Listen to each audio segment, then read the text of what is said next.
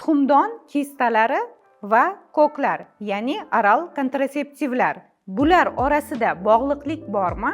Albatta, bular orasida bog'liqlik bor. Ammo hozirgi kunda miflar ham mavjud. Tuxumdondagi ba'zi kistalarni eritish uchun koklardan foydalaniladimi? Yo'q, albatta. Tuxumdon kistalarini eritish uchun koklardan foydalanilmaydi va koklar tuxumdon kistalarini eritmaydi.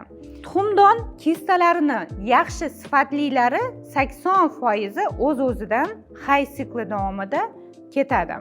Va yomon sifatli kistalarni har qanday, ya'ni dermoidniy kista, endometrioidniy turdagi kistalarni biza koklar bilan hech qanaqa ketkaza olmaymiz. Kistalar bilan bog'liqligi koklarni bitta shundaki, ya'ni kistalarning hosil bo'lishini oldini oladi xolos.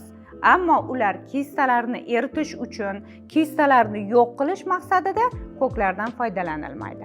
Agar sizda shunaqa holatlar kuzatilsa va kistalar uchun sizga koklardan foydalanishni maslahat qilishsa, aslo buni qila ko'rmang. Befoyda. Albatta, mutaxassis ginekolog, reproduktologga uchrashing va to'g'ri davo choralarini qo'llang. Sog' bo'ling.